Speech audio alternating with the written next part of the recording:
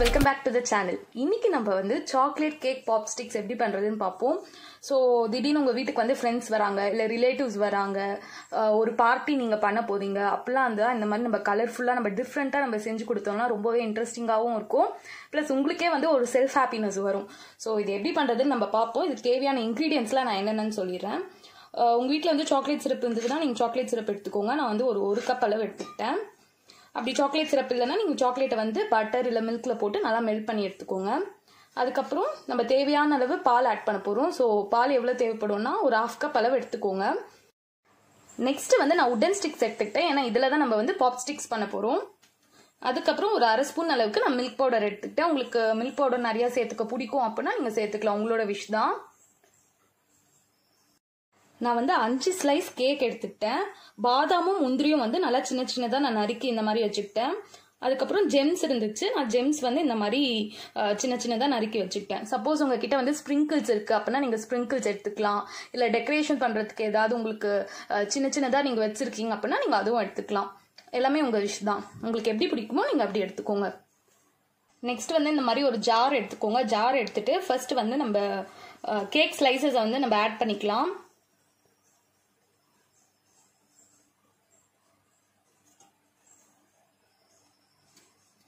Next வந்து நான் வந்து ஒரு 2 ஸ்பூன் அளவுக்கு சாக்லேட் சிரப் வந்து ஆட் பண்ணிக்கிறேன்.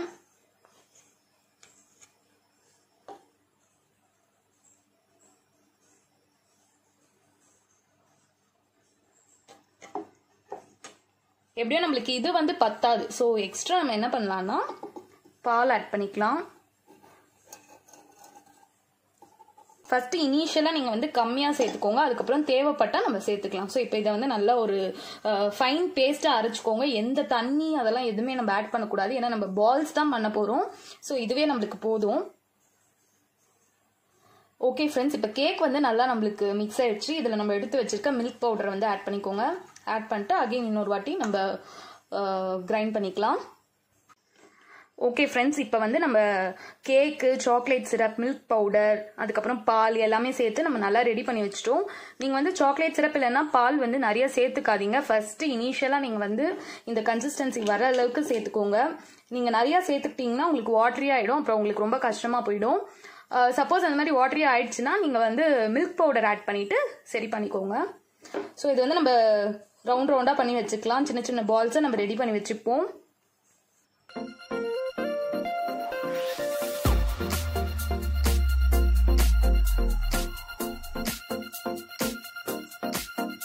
இப்போ நான் எல்லா பால்ஸும் வந்து சூப்பராக ரெடி பண்ணிட்டேன். சப்போஸ் உங்களுக்கு பால் பிடிக்க வரல அப்படின்னா நீங்கள் கையில் வந்து கொஞ்சமாக எண்ணெய் தடவிட்டு அதுக்கப்புறம் பால் பிடிச்சிக்கோங்க, உங்களுக்கு ஈஸியாகவே வரும். இப்போ நம்ம எடுத்து வச்சிருக்க சாக்லேட் சிரப்பில் வந்து இந்த பாலை வந்து போட்டுக்கோங்க.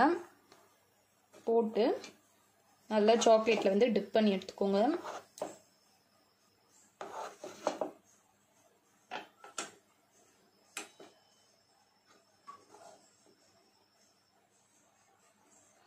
அதே மாதிரி நீங்கள் எடுக்கும்போது ஒரு ஃபோர்க் வச்சு எடுத்துக்கோங்க. ஸோ எக்ஸஸாக ஏதாவது சாக்லேட்லாம் இருந்ததுன்னா நீங்கள் இப்படி தட்டி விட்டிங்கன்னா கீழே விழுந்துடும்.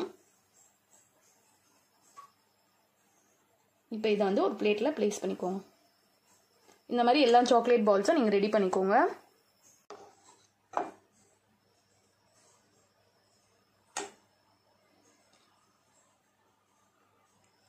இப்போ இந்த மாதிரி எடுத்ததை வந்து இதில் நம்ம வந்து டெக்கரேட் பண்ணி வச்சுக்கலாம்.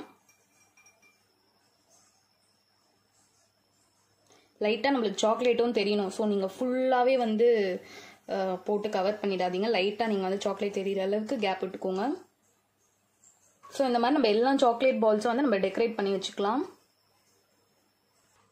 இப்போ வந்து நம்ம இன்னொரு சாக்லேட் பால் எடுத்துக்கிட்டோம். இதில் வந்து ஜெம்ஸ் வச்சு நம்ம வந்து டெக்கரேட் பண்ணிக்கலாம். உங்ககிட்ட ஏதாவது ஸ்ப்ரிங்கிள்ஸ், சில்வர் கலர் ஸ்ப்ரிங்கிள்ஸ் அப்பெல்லாம் இருந்தால் நீங்கள் டெக்கரேட் பண்ணிக்கோங்க, அது இன்னுமே சூப்பராக இருக்கும். பாருங்க, சூப்பராக நம்மளுக்கு வந்துருச்சு. இப்போ எல்லா பால்ஸுமே வந்து நம்ம சூப்பராக ரெடி பண்ணிவிட்டு இதை வந்து நம்ம ஃப்ரிட்ஜில் மேக்ஸிமம் ஒரு 1/2 hour வரைக்கும் வைக்க ட்ரை பண்ணுங்கள். ஏன்னா நம்ம சர்வ் பண்ணும்போது கூலாக சர்வ் பண்ணோன்னா ரொம்பவே சூப்பராக இருக்கும். இப்போ இதை நம்ம வந்து டேஸ்ட் பண்ணி பார்ப்போம். சீரியஸாக சூப்பராக இருந்துச்சு. நிஜமாக நீங்களும் வந்து உங்கள் வீட்டில் இதை ட்ரை பண்ணுங்கள். ட்ரை பண்ணிவிட்டு உங்கள் ஃபீட்பேக் வந்து கமெண்ட் செக்ஷனில் சொல்லுங்கள். உங்களுக்கு இந்த ரெசிபி பிடிச்சதுன்னா நம்ம OMG சமையல் சேனலுக்கு மறக்காமல் சப்ஸ்கிரைப் பண்ணுங்கள். பக்கத்தில் இருக்க பெல் ஐக்கானை கிளிக் பண்ணிக்கோங்க. அப்போ தான் உங்களுக்கு ஃபர்தர் நோட்டிஃபிகேஷன்ஸ் வரும். தேங்க்ஸ் ஃபார் வாட்சிங் த வீடியோ guys.